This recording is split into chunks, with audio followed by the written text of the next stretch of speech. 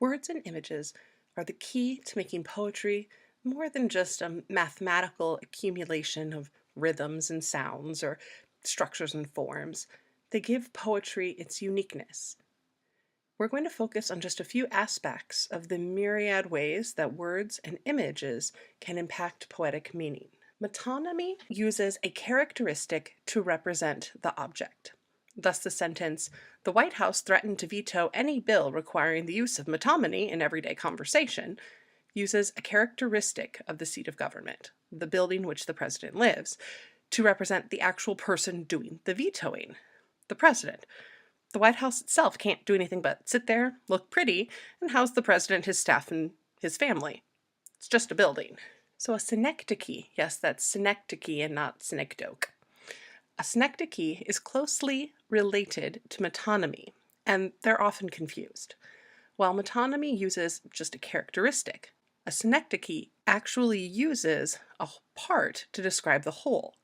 Thus, Mark Antony's famous line, "Friends, Romans, countrymen, lend me your ears," is synecdoche, because Antony's goal is for them to listen to him with a part of themselves, their ears, not actually hack off their ears and give them to him. A conceit is not the personal quality here we're looking for. A conceit is when you have two vastly different objects that are likened together with the help of similes or an extended metaphor. They're used to surprise and shock the reader out of complacency, created by the overuse of metaphor and simile. Think of conceits as more elaborate examples of oxymorons.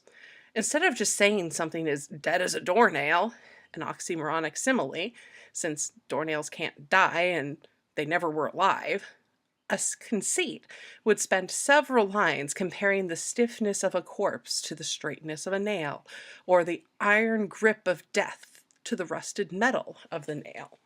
Personification can be broken down into many smaller components, one of which is the apostrophe. This is not the punctuation mark, but rather the literary device. The apostrophe is when a speaker addresses something that cannot physically respond.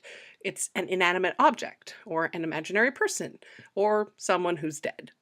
In Macbeth's famous soliloquy prior to killing Duncan, sorry, spoilers, Macbeth hallucinates a dagger floating in the air in front of him, saying, "Come, let me touch thee."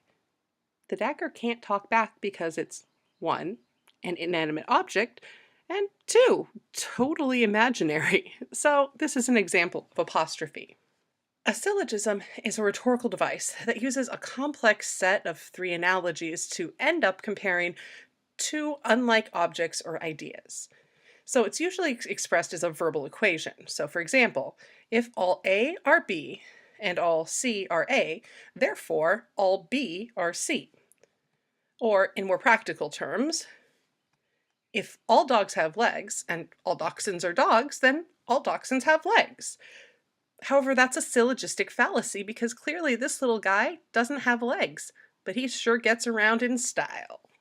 A portmanteau is the combining of 2 new words to make a new one. We do this all the time.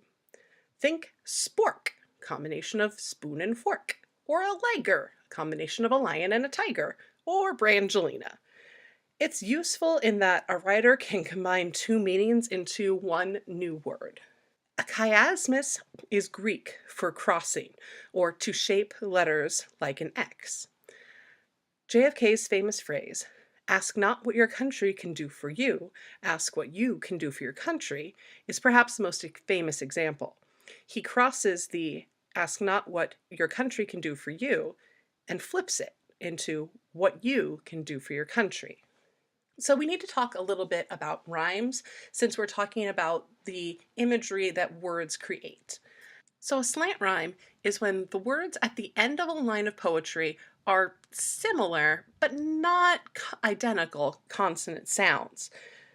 While this broad definition kind of depends on whether you're using assonance or consonants, it's important to note that slant rhyme is not the same as assonance or consonants.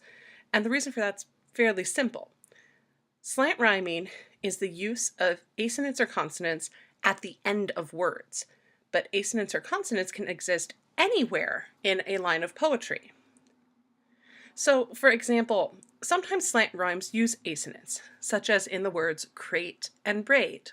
Even though the ending T and D don't rhyme perfectly, the final A sound does because of the dominant assonance. Slant rhymes can also use consonants, such as in poncho and crunchy.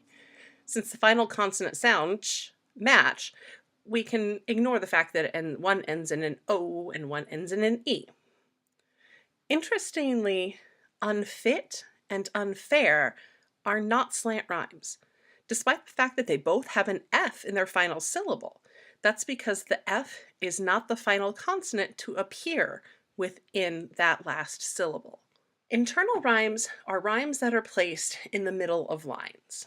So, for example, we drove to the pool and dove in the water. The ove sound in both drove and dove would constitute an internal rhyme. So now that we've looked at all of these types of wording and imagery, let's apply it to some literature.